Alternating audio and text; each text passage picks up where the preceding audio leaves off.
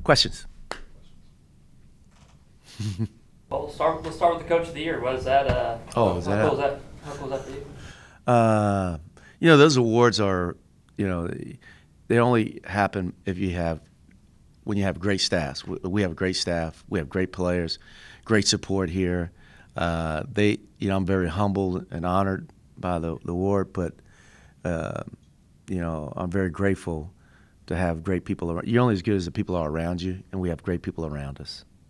What about Martin's as well, getting sixth man? That's pretty awesome. I mean, I think he's well deserved. This young man bought into coming off the bench and embraced it to the point where he didn't even want to start senior night. And it's really awesome to see him receive an award and to do something his senior year that most seniors wouldn't do. Why did that seem to work so well? I mean, kid, I'd like to say I take credit. You can't take credit. You just don't know how it's going to happen. You just don't know what's going to happen. The young man he deserves all the credit because he embraced it. It was like, okay, I trust you, coach, and this is going to help me play better, basically. And because of his mindset and his embracing of the idea, it gave him a chance. And I think that's what happens. It gave him a chance because his attitude was in the right place. That sometimes will negate or when you have pushback, you don't have full trust in it. And because of his attitude, it gave him a chance. And then all of a sudden, it was always in him, right? And I think we all seen Martin's ability and seen him being a guy that's could be a dominant player in the low post and score in his league. And it was only because of him embracing the thought, as this can help me, gave him a chance. Does it change his mindset? You hear people sometimes talk about being able to watch the game for a little bit. Mm-hmm. I don't know. Did it seemed he's been a more confident guy for sure. Mm-hmm. But did just being able to watch the game a little bit, does it seem like for some reason that I think it worked for him. And I think obviously the explanation and getting him to wanting to do it. That's what I talked to him about. He's just, you're not going to get these two quick fouls. Then you have to sit for a long time. Now you can watch for a little bit, and maybe by the time you go in, there's rotational players coming in. You're playing against their subs, and all these things could be a benefit to you. And then you see how the speed of the game is going, how just watching, how they're guarding, how they're defending, and how you must defend. And you can kind of get a feel and kind of get your feet underneath you and your mind right when you go in the game, and it just worked for him. we saw the video on Twitter yesterday. I don't know exactly when you guys did it, but of cutting down the net. Yeah. I think after you guys clinched, I don't think you were probably too fired up about talking too much about it because you had the Wichita State game coming, and now you have the tournament coming. But maybe talk a little bit about that, being able to celebrate all this team's accomplished, but there is more work to do. And I think there's no question they deserve the opportunity to have what we did yesterday, because that's what conference champions do, regular season champs do, and we gave them actually a day off, and then to kind of get the Wichita State thing out of your system. But obviously, this team has been resilient all year. This team has taken on some tough moments and come back the next day or the next game and play very well. And unlike any team I've ever coached, I mean, in terms of their attitudes, their mental approach, and to kind of let things go and move on to the next one has been really good. But we wanted to. That day we watched Wichita State, so we went back and always do the good, the bad, the ugly, and then we talked about it, and then we went on the floor and celebrated, and because these guys are to be commended for what they've accomplished this year in the regular season. It was pretty special, and for what this team did this season, and to have all those guys go up and cut a piece of the net and celebrate it and take pictures with the trophy, it's a pretty cool thing, and I think our guys deserve to have that kind of moment. You mentioned them, bouncing back really well from the tough losses that you've had. Is that something that is coaching? You think they're self-motivated in that way? Maybe a combination of those? Well, you like to take credit for. I think we as coaches, we try to handle those tough moments, I know we do try to handle it. We don't ever get too high or too low, and I think sometimes, I know when I'm younger in my career, I probably wouldn't handle it as well as I handle it now. I think you grow in this business, and as you're doing anything you do, you want to be better. I'm a better coach now than I was, 16 years ago, and I'm a better coach today than I was yesterday. I think you're always striving to be better. But that doesn't mean those kids will respond the same way. I think we try to get our guys to stay in the moment, and what has happened in the past you can't change, but what you can do is learn from it and get better day to day, and that's what we try to express. That don't always work that way. So I just think this team received it better, and I think they were, and that's because you got pretty good leadership on this team in Martins and Lawson. So it's because you got a pretty good locker room. That's probably because you got a pretty good chemistry, because you want them saying the same thing you're saying, and I think we had that in the locker room. So which allows you the ability to kind of wash things out, receive it, and go back to work the next day. Does your preparation for a conference tournament change a good bit depending upon the year and the team, or do you have kind of a tried and true approach to getting ready for these things? Yeah, I don't think it changed. I think we stay into who we are and how we prepare. Today we're gonna work on things that East Carolina or Memphis would do, and I think our approach and our mindset, that it is a little different because I don't think we played this year. We played three consecutive days, so that's different. So in terms of how you do what you do after the game to get ready for the next game, that's unique and that's different. So, but preparing for this first game, you don't know who you're playing, and that's unique. But we're trying to do a little bit of both, and so we can kind of have a mindset after Thursday night exactly who we're playing. It's a little bit more work for our staff because you're preparing for the possibility of playing either or.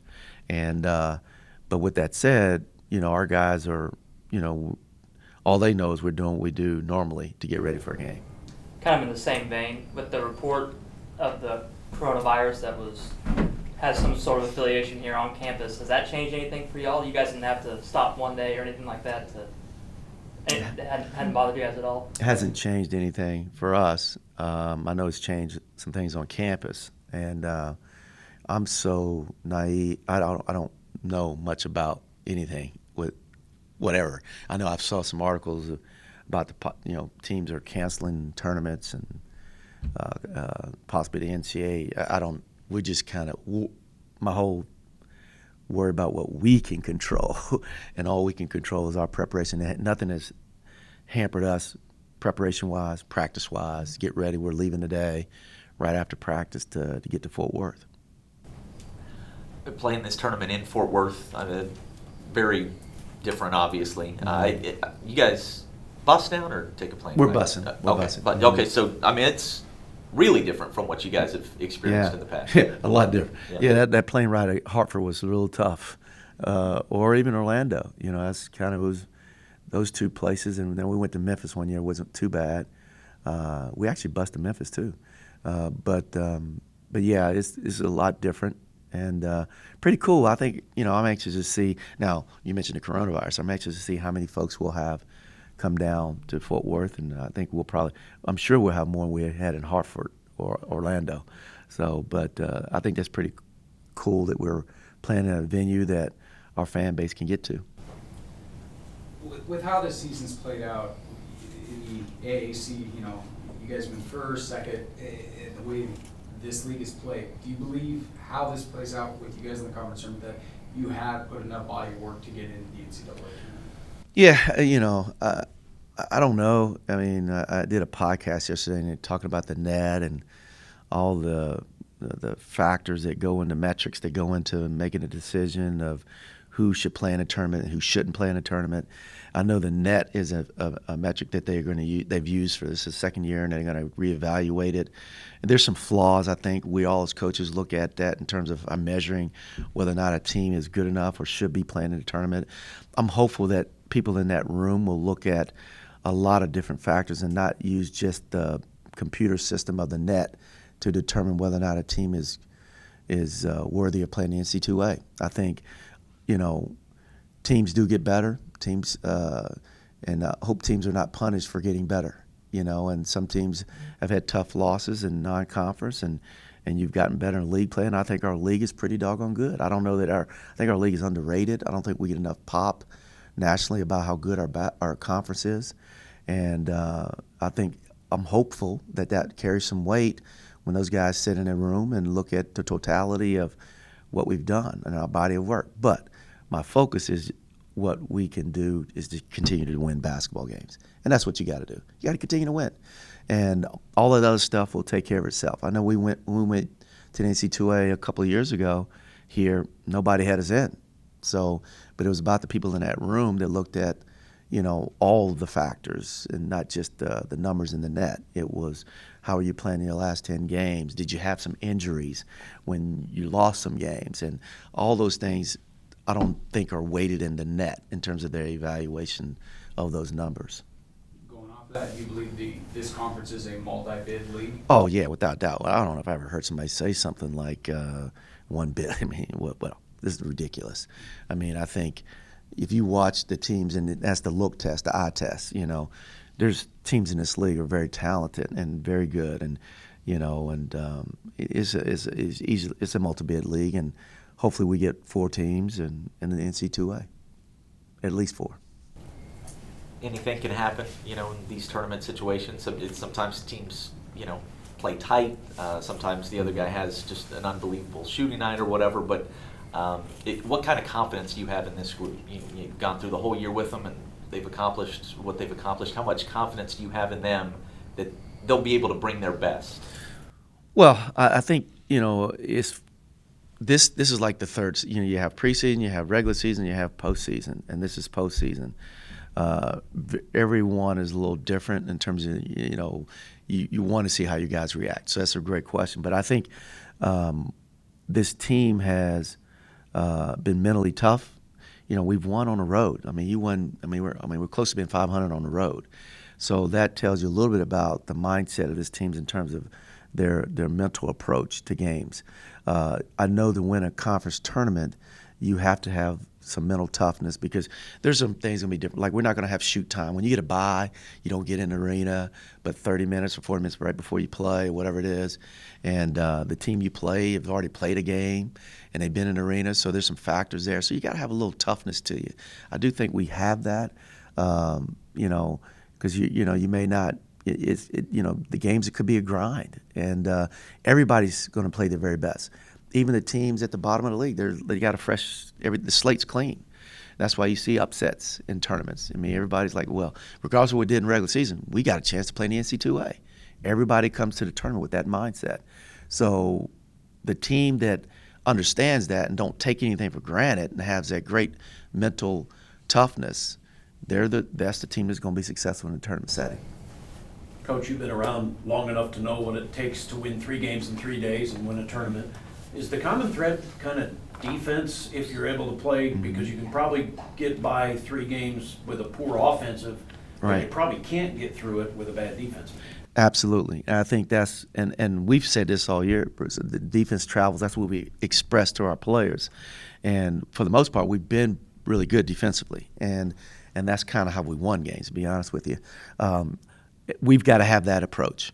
There's no question in this tournament setting, we got to defend because you're playing in a foreign arena that you've never, and we won't have a chance to play in until we play. We won't have a chance to shoot. And I think we have a day of the game we can get in that morning for 30 minutes, I think it is. But all those factors may not play that well offensively, but that's not saying it's a guarantee. But there's some factors there that could hurt you. But what you can do, you can defend, and we got to guard, we got to defend, we got to rebound, and that can hold you until you get your offense going.